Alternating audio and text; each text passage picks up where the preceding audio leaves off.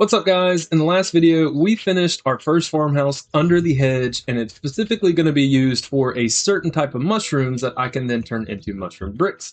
In today's video, I'd like to move to the outside of the hedge and start developing unique buildings on the exterior here to really bring this area to life, and I want to solve a big problem that I think Grounded has and most survival games have. I have one storage house and it has everything that I ever need in it, and that's great due to the range of the boxes in Grounded 2. The problem is, I don't want to have to name all of these chests, and I don't want to have to worry about trying to find certain items.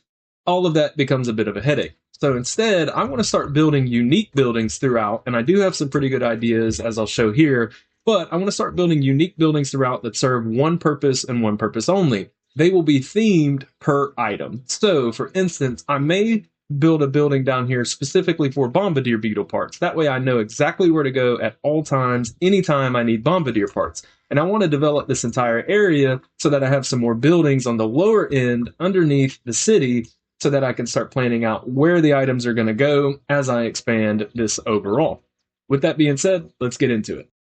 Normally, I don't start by placing the foundation completely first before moving into other parts of the build because I want to establish certain key pieces, but I wanted to take a different approach this time so that I could get a really unique build out of this one compared to others we've done. All right, I have finished the foundational pieces for the first house, and I played around with a ton of different angles, a ton of different shapes here. But unfortunately, with the way that the grid system works, the walls weren't connecting the way that I wanted them to for some of these other angles. So I've simplified the foundation to more of a boxy look for now. I will add some more cylinder type shapes later to some of these, but my goal here is to eventually come in and do a little bit of off-grid in this next section and kind of layer this a little bit better. And I think that this type of foundation is going to give us the best way to do that. So as I start to stack this up, I do expect this building to be a bit taller in size, but I don't want it to be massive in width or length. I just want to give us enough room to expand in the building upwards or downwards if I want to add more storage space or more facility type items throughout the building rather than this massive facility, right? Because again, thinking about this as one individual building holding one individual item is kind of the goal, so each of these would serve that given purpose. So we'll jump into the next part of the build, but I think this is the direction we're going to take all of these moving forward. I started by doing a little bit of off-grid work, and honestly, this is the first time that I've tried to do this, so it was a bit rough. But I think the ending kind of results from this looked really, really good. Even though there's some gaps in some places, we were able to kind of cover that up with the exterior mushroom walls fairly well. And I did learn a lot of lessons along the way of building off-grid that kind of made me feel like if I spent a little bit more time with it, I could probably get this part much cleaner. But honestly, there are a lot of very great builds that you can do without building off-grid. So I would kind of advise against it if you're looking at building a massive build. For something smaller like this, it turned out well, but if it was any bigger in size, it would not have looked as good with all of the little mistakes that I made throughout the part of off-grid type building. So just keep that in mind if you are tackling a larger project. It can get very messy very quick. But after that, I was actually able to kind of shift my focus to a little bit funner type building, which was the rooftop. So I've been experimenting with the staircases, and I think that they give a much homier feel. And kind of the way that the staircase levels up and down, you see this often in Minecraft, they make a perfect rooftop, especially if you're building homes or some type of area that you want them to feel a little bit more homey. So this actually worked out really well for the first section of the building, and I may actually continue using this pattern more often throughout my other builds.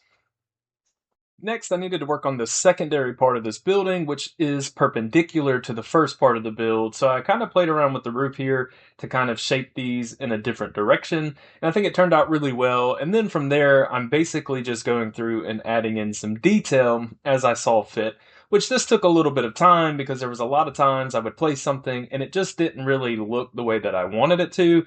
So I kind of just played around with different materials and different patterns until I found something that I really liked. and also kind of bracing some of the roof with these pieces of wood, these weed stems. It actually kind of brought it all together. It made the build feel a little bit more connected than it felt prior to me adding this. So I think moving forward, when I use these staircases for these types of roofs, especially in the lower part of the city, while I'm building these massive kind of buildings throughout, I kind of want to add those support layers. And also, kind of the entryway, I kind of had some fun here because there is a leaf in the way that was stopping me from being able to place certain blocks, unfortunately. So I had to get a little bit creative and use roof pieces for the flooring rather than what I typically would use. And that's okay because I wanted these builds again to feel completely unique compared to what I have done in the upper terrace. And I actually think it turned out pretty well.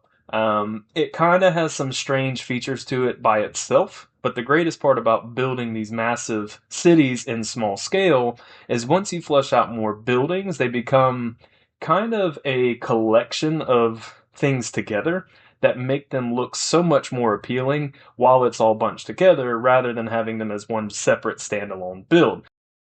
I have completed the first building and I think it looks great. I mean, I kind of played around, like I said, with a lot of different things here, a lot of different materials and items that I typically wouldn't use in a build, especially on this front side, kind of using these feather roof type cover parts to kind of break up the build a little bit, add some additional textures in there, and add that additional layering. And so far, I mean, I think it turned out really, really good. And again, I haven't done the interiors. That's going to probably be separate videos. But I have a ton of space in here, especially if I'm going to expand upwards.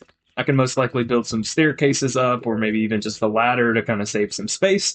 And that way, as I need more boxes and things within here for specific bug parts, I have plenty of room to work with. And I think as I build up, which I've started on it already, as I start building up these additional buildings, it's going to fill space really, really well.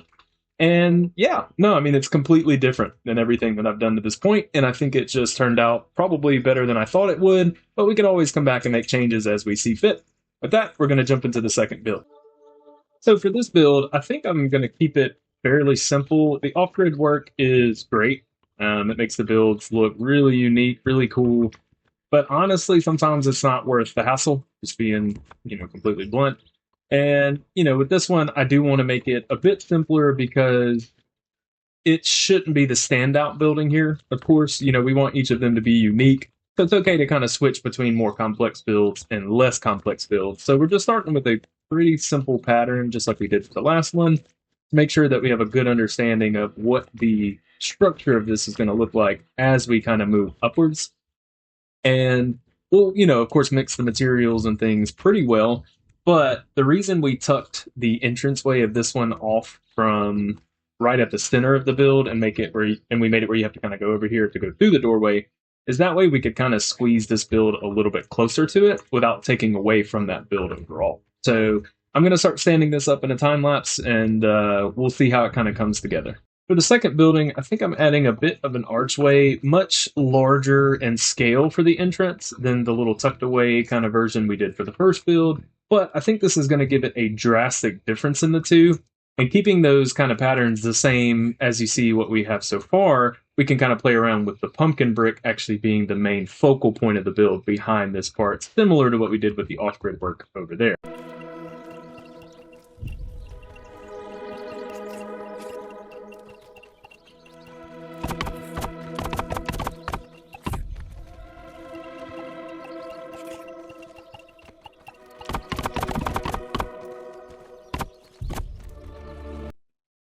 All right, we have finished the second building, and honestly, I think I may like it more than the first. The first is a little bit messier, a little bit more random.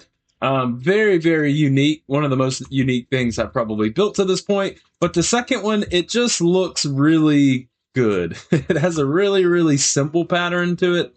There's nothing fancy going on here. It's a lot of triangle pieces, a lot of just single individual brick pieces, some staircases and stems on the top. Very, very simple palette as far as that goes, but it has a lot more depth to it, in my opinion. It looks really, really clean, and it also it's actually pretty large on the inside as well.